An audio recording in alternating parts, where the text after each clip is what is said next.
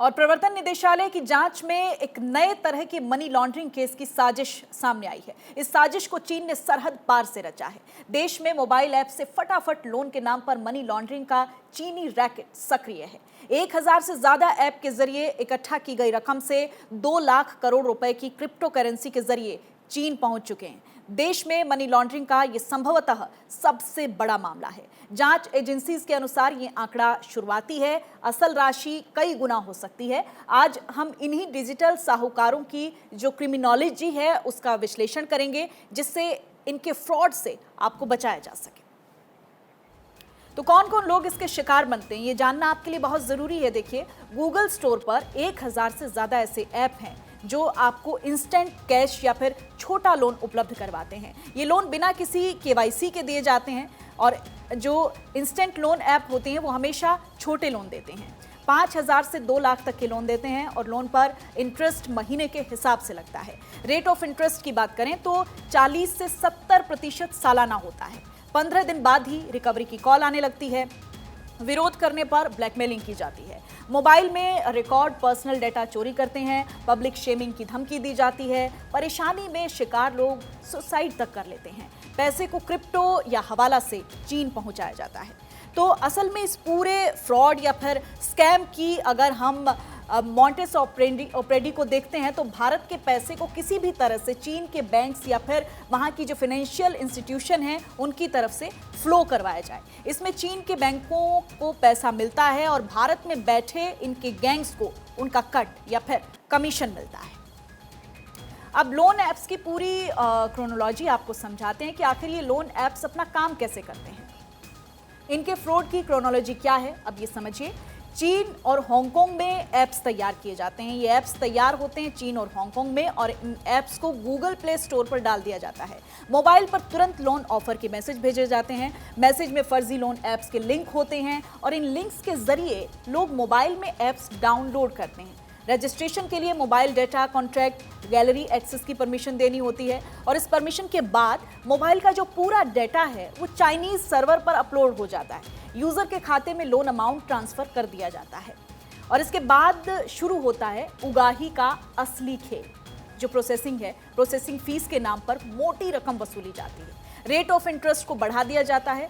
ROI की अगर बात करें, रेट ऑफ इंटरेस्ट की बात करें तो 36% से लेकर 70% तक सालाना होता है और 5 से 10 हजार लोन पर 1 लाख की वसूली होती है। लोन चुकाए जाने के बाद भी जो रकम की डिमांड होती है, विरोध पर फर्जी तस्वीर वायरल करने की धमकी, अलग अलग तरीके की धमकी दी जाती है इन लोगों की तरफ से लोगों को ब्लैकमेल करने के लिए। अगर आप विरोध करते हैं तो फिर आपकी फर्जी तस्वीर वायरल करने की धमकी दी जाती है। अश्लील तस्वीरों को कॉन्टैक्ट लिस्ट में शामिल लोगों को भेज देते हैं। तो एक तरह का एक मेंटल प्रेशर, ये मानसिक दबाव बढ़ाने के लिए ये सब किया जाता है। तो इंस्टेंट लोन ऐप्स के दलदल में फंसकर देश में लाखों लोग बर्बाद हो गए हैं। लेकिन कोरोना काल में जब देश में आर्थिक हालात खराब हुए तो इन ऐप्स ने मजबूरी का फायदा उठाते हुए अपने धंधे को काफी बढ़ाया। पिछले साल एक के सर्वे की अगर बात करते हैं तो इन ऐप्स के जरिए लोन ऐप पर रिपोर्ट आई है और इस रिपोर्ट में कहा गया है, क्या है उस रिपोर्ट में वो आपको हम बताते हैं। 14% भारतीयों ने इंस्टेंट ऐप से लोन लिया है। 14% भारतीय हैं जिन्होंने इंस्टेंट ऐप से लोन लिया है। 58% ने 25 से 200% तक लोन पर ब्याज चुकाया है और 54% का वो आंकड़ा है जिसने ये माना है कि उनसे जबरन वसूली की गई है। कोरोना काल के बाद से इन ऐप्स के दलदल में फंसे लोग फंस जाते हैं और इसकी वजह जाननी भी बहुत ज़रूरी है। देखिए, आर्थिक मदद की आस में लोन का सहारा लेते हैं लोग और बिना गारंटी के ऐप्स लोन दे देते हैं। बिना किसी KYC के लोन देते हैं। बैंक से कम वक्त में लोन मिल जाता है और घर बैठे ऑनलाइन रकम ट्रांसफ़र हो जाती है।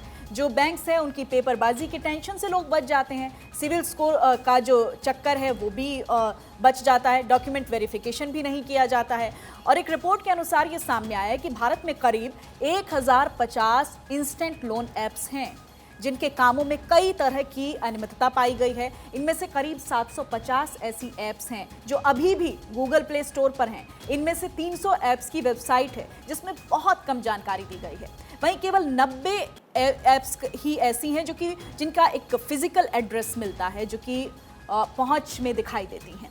पुलिस की माने तो चीन के अलावा हांगकांग, नेपाल और मॉरिशस जैसी जगहों पर इन ऐप्स के आका बैठे हैं। पिछले ही साल ईडी ने लोन फ्रॉड की जांच के दौरान पाया था कि ऐप्स के जरिए 1400 करोड़ रुपए के ट्रांजैक्शन हुए हैं।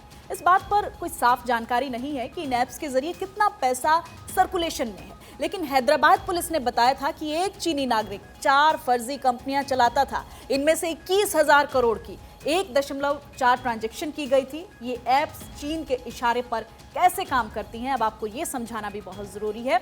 गूगल प्ले स्टोर पर 50,000 से 1 लाख ऐप्स हैं। रेटिंग की अगर हम बात करते हैं तो 3.5 से 4.8 के बीच इनको रेटिंग्स मिली हुई हैं। इनके कॉल सेंटर में 300 से 350 का स्टाफ काम करता है। एक बड़ी संख्या में लोग काम करते हैं और इस पूरे धंधे के पिरामिड को अगर हम देखते हैं तो सबसे ऊपर चीनी नागरिक इसमें पाए जाते हैं। सीए शेल कंपनीज को बनाकर रजिस्टर करवाते हैं, भारतीयों को डायरेक्टर बनाया जाता है। तो इस तरह से ये ऐप्स काम करती हैं और भारतीयों के जरिए चीनी दिमाग में अपने स्कैम को अंजाम दे रहे हैं, जिससे पुलिस और ईडी भी छापेमारी के बाद कुछ नहीं कर रही है। लेकिन अब सरकार बहुत से इंस्टेंट ऐप्स को बैन करने वाली है, जिसकी तादाद करीब 300 है। इनमें से कुछ प्रमुख हैं, जिसमें से लोन इंडिया है, कैश लोन है, कैश एडवांस है, यश कैश है, हैंडी लोन है, स्पीज लैंड है, मैजिक लोन क्रेडिट किंग है, मोबाइल कैश है, अल्फा लोन्स इसमें शामिल है, स्पीड लोन शामिल है, एलेक्जेंड्रिया लोन इसमें शामिल है और कोको और जेनकॉइन इसमें शामिल है। तो भारत की सबसे बड़ी बैंकिंग अथॉरिटी है आरबीआई, उसके बारे में भी हम आपको तमाम जानकारी देंगे। लेकिन उससे पहले देखिए, समझिए कि किस तरह से ये डिजिटल ऐप्स काम करती हैं, कैसे लोगों का ब्रेन वॉश करती हैं। कन्हैया शुक्ला मेरे सहयोगी ज्यादा जानकारी के साथ इस खबर पर मेरे साथ जुड़ चुके हैं। कन्हैया, देखिए एक पूरा ये स्कैम चलता है और कैसे लोगों के पूरे दिमाग को कैप्चर किया जाता है, इसके लिए बाकायदा लोगों को ट्रेनिंग दी जाती है और सबसे ज्यादा भारतीय इसका शिकार होते हैं और चीनी लोग इसमें सबसे ज्यादा फ्रॉड में इन्वॉल्व दिखाई देते हैं। और किस तरह की डिटेल्स हैं आपके पास कन्हैया? देखिए, पहले हमें इस बात को समझना पड़ेगा, क्योंकि अगर हम देखें तो आज के समय हमारे देश में सबसे ज़्यादा जो पुलिस के पास मामले आ रहे हैं वो इसी तरीके के ऐप से धोखाधड़ी के मामले आ रहे हैं। हमें इस बात को समझना पड़ेगा कि हमारे मोबाइल में, जिसमें हम इंटरनेट यूज़ करते हैं, हमारा किन किन जगहों पर हमारा जो डाटा है वो लीक हो रहा है। ये जो मोबाइल ऐप हैं ये आपसे परमिशन मांगते हैं, क्योंकि जो लोग मजबूर होते हैं, जिनको पैसे की ज़रूरत थी कोरोना काल में, या जिनको लगता है कि हम इस पैसे को जल्द से जल्द चुका सकते हैं और जो कहीं पर पैसा नहीं मिल रहा होता, वो इस एप्लीकेशंस को यूज़ करते हैं और इस एप्लीकेशन को डाउनलोड करने के बाद उसमें जो OTP आता है वो आपके नंबर पे सक्रिय होकर के आपके जितने भी डाटा हैं, चाहे वो आपकी गैलरी हो, चाहे आपका फ़ोन बुक हो, इसके अलावा SMS हो, इसके अलावा WhatsApp हो, और जो भी बैंक की डिटेल्स होती है वो उसमें जुड़ जाती है, जिसके बाद आपका जो पर्सनल डाटा होता है उसको वो कैप्चर कर लेते हैं। इस बात को समझना पड़ेगा कि हम जो भी मोबाइल यूज़ कर रहे हैं तो हम उस मोबाइल को किस तरीके से यूज़ करें, कौन सा एप्लीकेशन हम डाउनलोड करें और किस एप्लीकेशन में कौन सा परमिशन मांग रहा है जिसको हमें नहीं करना है। आजकल ये जो एप्लीकेशन आया है, आप इस बात को समझिए, इस एप्लीकेशन में 2 ऑप्शन होते हैं, एक यस का और एक नो का। जब भी कोई एप्लीकेशन यूज़ करते हैं तो चाइनीज़ जो इंस्टेंट जो लोन एप्लीकेशन है उसमें जब 2 ऑप्शन आते हैं कि आपका जो मोबाइल है, मोबाइल के आपके कॉन्टैक्ट से सिंक करना है, आपकी गैलरी सिंक करना है, तो उसमें अगर आप नो भी दबाते हैं तो भी उस ऑप्शन पर यस ही होता है। और एक तरीके से ये बहुत ही खुफिया जो इनका एप्लीकेशन होता है वो आपके मोबाइल में इंस्टॉल हो जाता है, डाउनलोडेड हो जाता है। फिर इसके बाद वो आपकी जानकारी निकाल लेते हैं। आप जब उनसे लोन लेते हैं, चाहे वो 5,000 का 10,000 का लोन लेते हैं, तो जब आपकी वो खुफिया जानकारी उनके सर्वर पे होती है। सबसे अहम बात इसमें ये है कि जो भी एप्लीकेशन होता है उसको वर्चुअल नंबर से एक्टिवेट किया जाता है। जब आपके पास वसूली की कॉल आती है, जब आपके पास साफ तौर पर हम देख रहे हैं इस पूरे स्कैम को, अगर कन्हैया हम समझते हैं तो चीन की बदमाशी, हालांकि इससे पहले भी बहुत बार सामने आ चुकी है, लेकिन चीनी ऐप्स के जरिए तो साफ तौर पर हर बार दिखती ही रहती है। इससे पहले बहुत सारी चीनी ऐप्स को बैन भी किया गया। हमारी अर्थव्यवस्था में एक बड़ी सेंधमारी चीन की तरफ से हो रही है और चीन इसके लिए अकाउंटेबल भी नहीं लग रहा है। अगर हम साफ तौर पर इस तस्वीर को देखते हैं कि पिक्चर में कहीं नहीं है चीन, लेकिन अर्थव्यवस्था में एक बहुत बड़ी सेंधमारी। बिल्कुल, ये अर्थव्यवस्था में बहुत बड़ी सेंध मारी है। मैं आपको बता दूं कि इसमें जो हमारी जांच एजेंसियां हैं वो भी अपने हाथ खड़े कर देती हैं, क्योंकि जो भी वर्चुअल नंबर होता है वो इंडिया से एक्टिवेट होता है, पर उसका सर्वर यहाँ पर नहीं होता। जो वर्चुअल नंबर होता है, जो एप्लीकेशन का वर्चुअल साइट्स होती है, उस नंबर से, जिस नंबर से कस्टमर को फ़ोन किया जाता है, कस्टमर से को धमकी दी जाती है, उसके सारे सर्वर या तो हांगकांग में है, चाइना में है, या कई अन्य जो देश हैं जो हमारे कंट्रोल से बाहर हैं, जहाँ हमारी फोर्सेज या हमारी जो जांच एजेंसियां वहाँ तक नहीं पहुँच सकती, वहाँ से वो एक्टिवेट किया जाता है। लेकिन फ़ोन जो है उसका इंडिया से ही किया जाता है। और ऐसा नहीं है कि हमारी भारत सरकार इसके खिलाफ कोई अभियान नहीं चला रही है या इनके लिए कुछ लोगों को बैन नहीं कर रही है, वो सब भी कर रही है। लेकिन इन लोगों का जो चाइनीज़ जो नेटवर्क है वो किसी न किसी तरीके से भारतीय लोगों को ही अपना शिकार बनाने के लिए भारत में ही अपना सर्वर बनाने की कोशिश करती हैं। इसके पहले कई चाइनीज़ यहाँ पर पकड़े गए हैं, और इस तरीके का जो पैसा है वो एक तरीके से आप देखा जाए तो चाइना जाता है।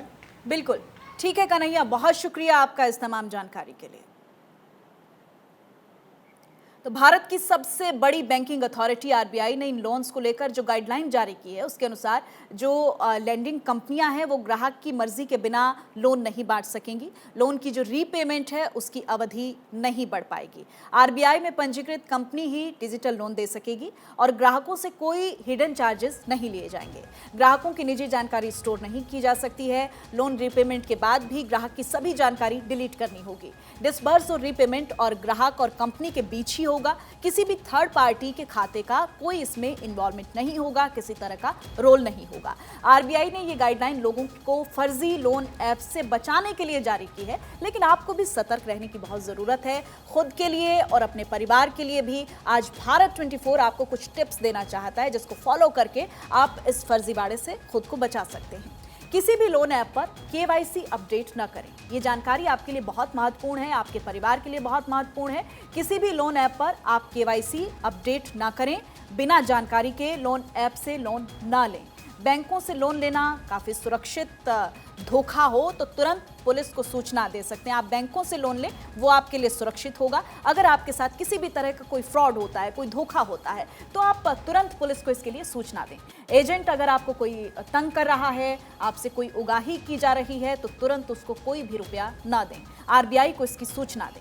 ये तमाम जानकारियां आपके लिए बहुत महत्वपूर्ण हैं। इंस्टेंट लोन ऐप्स के लोन की वजह से विभिन्न राज्यों और केंद्र शासित प्रदेशों में उत्पीड़न और दुर्व्यवहार के कारण लगभग 20 आत्महत्याएं हो चुकी हैं। एक बड़ा आंकड़ा है अगर हम अलग अलग राज्यों के हिसाब से देखें।